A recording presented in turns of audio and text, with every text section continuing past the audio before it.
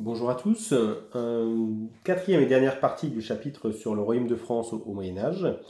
Alors, cette fois-ci, nous allons essayer de mettre en évidence le rôle de plus en plus important, notamment du roi de France. D'accord? Alors, on avait expliqué dès le départ du chapitre que le Royaume de France était constitué d'un ensemble de seigneuries très nombreuses qui occupaient toute la superficie du territoire du Royaume de France. Chaque seigneur avait un certain nombre de droits, de pouvoirs sur ses terres, et entre seigneurs, il y a une hiérarchie qui s'est installée entre les suzerains et les vassaux, on en a déjà parlé l'autre fois. Au sommet de cette hiérarchie, de cette pyramide, vous avez un seigneur qui est plus puissant que les autres, c'est celui qu'on appelle le roi. Alors lui, il n'a sous son autorité que des seigneurs qui sont ses vassaux, donc qui sont sous son autorité, et il n'a personne au-dessus de lui. À la rigueur, le seul qui serait au-dessus du roi, c'est Dieu. D'accord. Mais voilà, donc le roi est à la tête comme ça du royaume de France et a cette autorité supérieure. Sauf que, ça c'est en théorie. En pratique, on se rendait compte qu'un certain nombre de seigneurs étaient devenus très riches, très puissants, et qu'ils pouvaient même avoir cette envie de ne pas toujours obéir au roi de France, qui n'était à certains moments pas si puissant que ça. Et donc ce rapport de force entre les seigneurs et le roi n'était pas toujours en faveur du roi. Sauf que dans cette seconde moitié du Moyen Âge, on voit que de manière irrégulière, mais progressivement, le roi petit à petit va installer son autorité face à ses seigneurs. Jusqu'à arriver un jour, on le verra, hein, à Louis XIV, qui aura alors à ce moment-là une autorité incontestée. C'est pour plus tard, 16e, 17e siècle. Pour le moment, on est au Moyen Âge, et on va essayer de comprendre comment le roi petit à petit installe son autorité sur le royaume. Alors, on peut prendre un exemple qui marque cette puissance, c'est notamment la bataille de Bouvines, qui a lieu en 1214, et qui oppose d'un côté le roi de France, et puis les seigneurs qui le soutiennent, et puis des souverains étrangers, notamment le roi d'Angleterre, et puis l'empereur du Saint-Empire, l'équivalent de ce qu'on appelle aujourd'hui l'Allemagne. Sauf que ces deux rois étrangers sont également soutenus par certains seigneurs du royaume de France qui, on va le dire, trahissent leur propre roi en espérant obtenir par cette trahison des terres supplémentaires et devenir plus puissants. Alors c'est un pari, ils le gagnent, ils le perdent.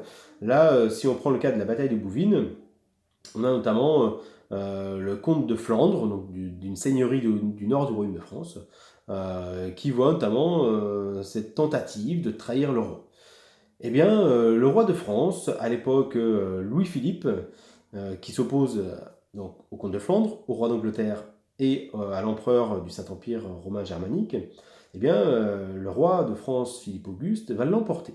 D'accord. Alors bien évidemment que vous imaginez que le comte de Flandre va être puni pour cette trahison, hein, puisqu'il est malheureusement pour lui du côté des perdants.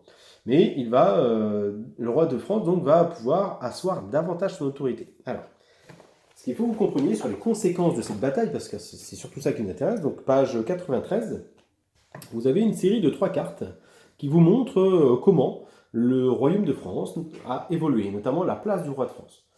Alors, dans le royaume de France, vous avez des territoires qui ont différents statuts. Vous avez donc les seigneuries, d'accord, donc sous l'autorité d'un seigneur qui dépend tout au sommet de la hiérarchie du roi de France.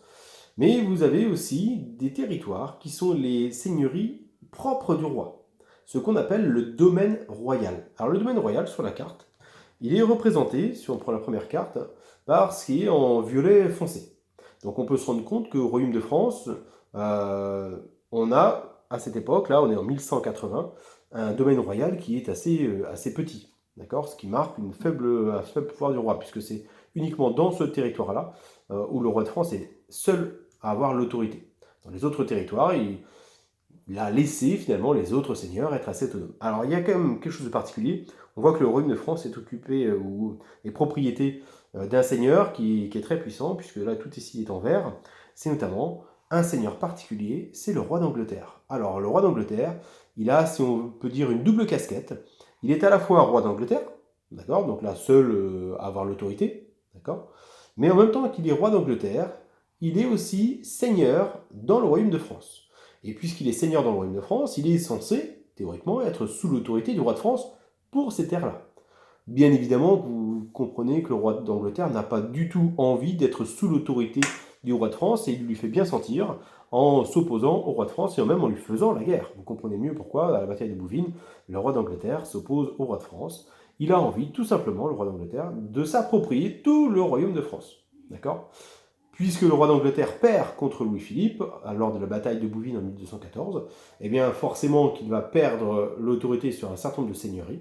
Et on se rend compte petit à petit que les parties vertes du royaume de France disparaissent, puisque le roi de France, petit à petit, jusqu'en 1483, le roi de France va petit à petit récupérer les terres que le roi d'Angleterre avait en France, et il va les donner à d'autres seigneurs qui lui sont fidèles. D'accord ? Alors, soit il les donne à des seigneurs qui lui sont fidèles, soit il va choisir de les intégrer à son domaine royal. Et effectivement, quand vous regardez les parties en violette foncé sur la carte de 1483, on se rend compte que le domaine royal est beaucoup plus étendu. Et là, le roi de France ne peut plus avoir de seigneurs qui contestent son autorité dans ces territoires. Il va d'ailleurs choisir des fonctionnaires, donc des employés, qui vont contrôler ces territoires en son nom. Dans le nord de la France, on parle plutôt des baillis, d'accord ? Et dans le sud de la France, on parle plutôt des sénéchaux. Le roi de France va aussi installer son autorité en fixant une ville où il va exercer son pouvoir. Parce qu'il faut que vous compreniez que pendant très longtemps, le roi de France se déplaçait régulièrement sur l'ensemble du royaume de France, passant de château en château.